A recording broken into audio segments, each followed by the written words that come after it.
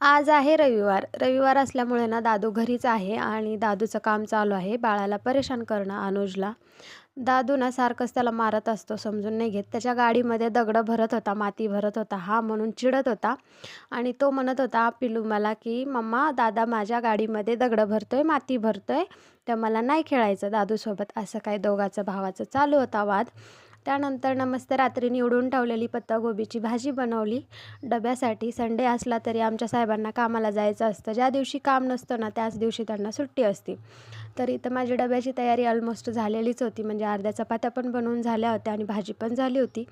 सगळं झाल्यानंतर म्हटलं अगोदर मी माझ्या पोटाची सोय करते. मग चहा चपाती मी खात बसले आणि सोबतच बाळाला पण भरवलं. बाळाला चपाती भरवून उरलेली मी चपाती खाऊन घेतली चहासोबत. मस्त मोबाईल बघत बघत. त्यानंतर पप्पासाठी 2 भाकरी केल्या ज्वारीच्या छान अशा. कारण आमचे पप्पा चपाती खात नाहीत, त्यासाठीच ना आईला आणि पप्पाला ज्वारीची भाकर करावंच लागतं. चपात्या दादू, मी आणि त्याच्या पप्पासाठी चपात्या कराव्या लागतात. तर 2 भाकरी झाल्यानंतर सगळे भांडे जमा करून घेतले आणि पटापटा म्हणलं भांडे धुवायचं काम केलं.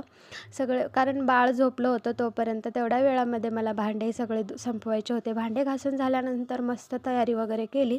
कारण आता मला जायचं होतं लग्नाला, त्यासाठीच ना तयारी करत होते आणि हात इतके पांढरे पडत आहेत ना थंडीनं, त्यासाठीच क्रीम लावणं चालू होतं बोरोलिन. त्यानंतर मस्त बाळाला पण तयारी वगैरे केली छान अशी आणि दादूची पण तयारी केली आणि आम्ही गेलो लग्नामध्ये.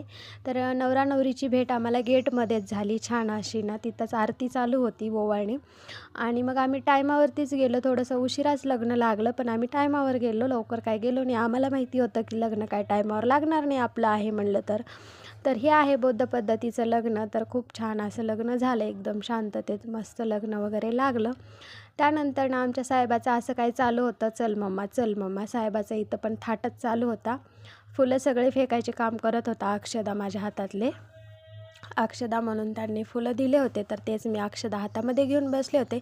लग्न लागल्यानंतर मस्त आम्ही गेलो जेवायला. जेवणामध्ये मस्त गुलाबजामुन, भात, वरण, पापड, चिवडा आणि काय म्हणतात चपाती, वांग्या बटाट्याची भाजी, भरलेली भेंडी होती. घरी आल्यानंतर दादूचा अभ्यास केला, सगळे कामं वगैरे आवरले आणि नंतर आम्हाला तर काही भूक नव्हती. पप्पा आणि यांच्यासाठी मस्त अंड्याची भुर्जी आणि दुपारच्या चपात्या होत्या केलेल्या.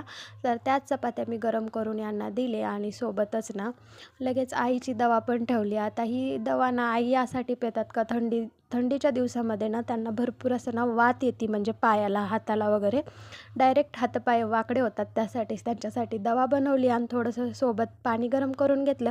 चला आजचा ब्लॉग इथंच